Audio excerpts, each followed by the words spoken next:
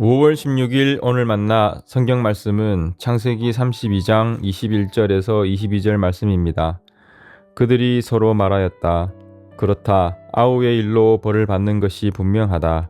아우가 우리에게 살려달라고 애원할 때에 그가 그렇게 괴로워하는 것을 보면서도 우리가 아우의 애원을 들어주지 않은 것 때문에 우리가 이제 이런 괴로움을 당하는구나.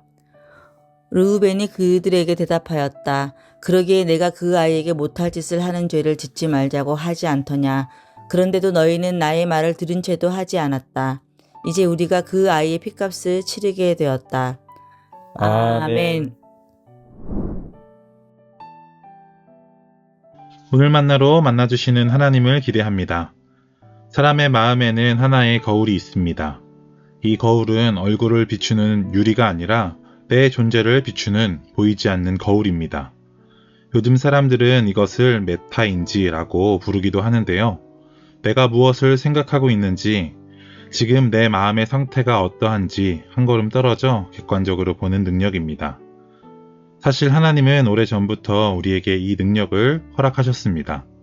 양심과 성찰이라는 형태로 말입니다. 그러나 문제는 여기에 있습니다. 이 거울이 언제나 맑지 않다는 것입니다. 죄라는 먼지가 쌓이면 우리는 있는 그대로의 나를 보지 못합니다. 나는 괜찮은 사람이야. 그건 어쩔 수 없는 상황이었어. 누구나 그 정도는 하지 않나?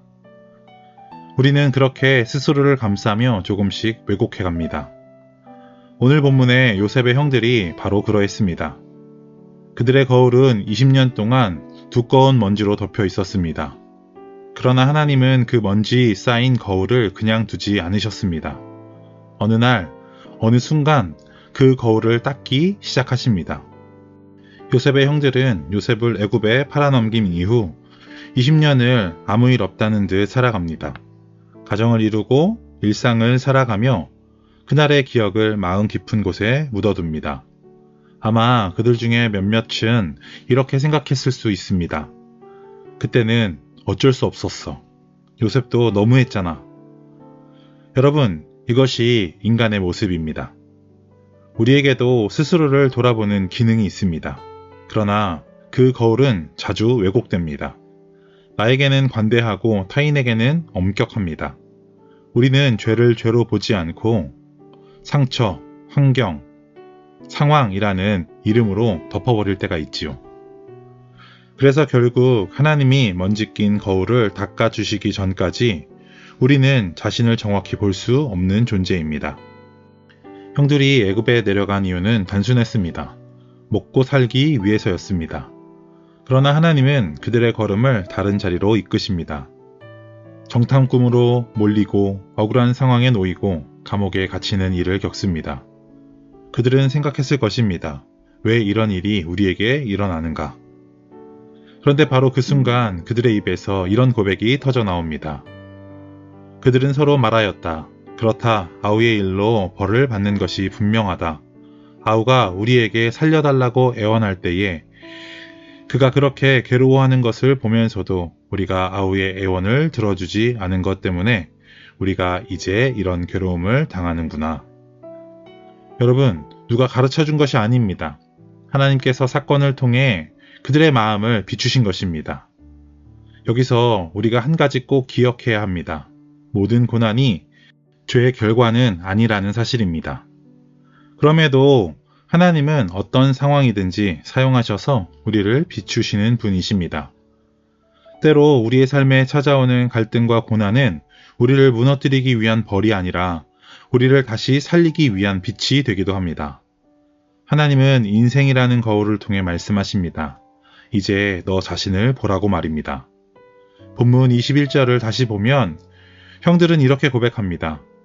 그가 그렇게 괴로워하는 것을 보면서도 우리가 아우의 애원을 들어주지 않은 것 때문에.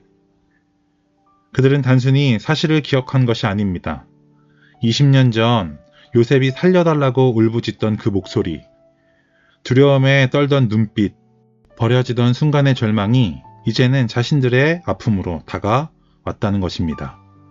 이것이 진짜 깨달음입니다.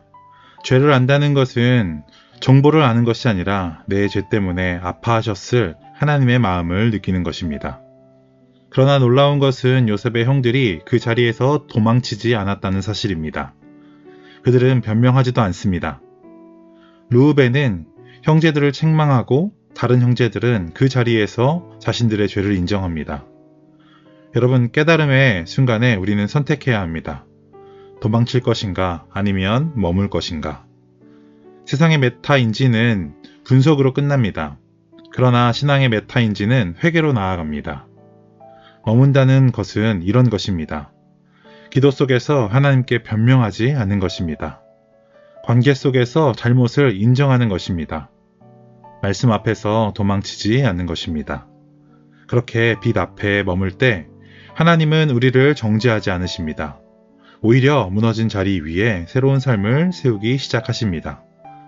사랑하는 성도 여러분, 신앙의 메타인지란 결국 하나님의 눈으로 나를 보는 것입니다. 하나님께서 요셉을 통해 형들을 공경에 몰아넣은 이유는 복수가 아니라 회복을 위한 것이었습니다. 우리에게도 마찬가지입니다.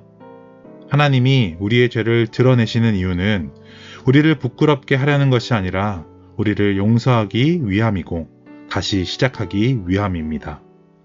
그러므로 오늘 하나님의 말씀이라는 거울 앞에 정직하게 서길 소망합니다. 그때 우리 안에 묶여있던 죄의 사슬이 끊어지고 십자가의 은혜 안에 온전히 머물 때 똑같은 상황에서 새로운 삶이 시작될 것입니다. 기도하겠습니다. 하나님 아버지, 오늘 말씀의 거울 앞에 우리를 세워주시니 감사합니다. 우리는 스스로를 합리화하며 살아왔지만 주님은 삶의 순간들을 통해 우리의 마음을 비추어 주셨습니다. 죄를 숨기거나 도망하지 않게 하시고 말씀 앞에 정직하게 서는 믿음을 허락하여 주옵소서. 우리 안에 묶여있던 죄와 상처의 사슬이 십자가의 은혜 안에서 끊어지게 하시고 회복과 새 삶으로 이어지게 하옵소서. 오늘도 하나님의 눈으로 자신을 돌아보며 은혜 가운데 살아가는 우리 모두가 되게 하옵소서. 감사드리며 예수 그리스도 이름으로 기도합니다. 아멘. 이제 두 가지 기도 제목으로 함께 기도합시다. 첫 번째로는 오늘 주신 말씀을 기억하며 함께 기도합시다. 말씀의 거울 앞에 정직하게 서게 하시고 죄를 외면하거나 합리화하지 않게 하시며 회개를 통해 다시 새롭게 살아가는 은혜를 허락하여 주옵소서. 두 번째로는 내일 드려질 주일 예배를 위해서 함께 기도합시다.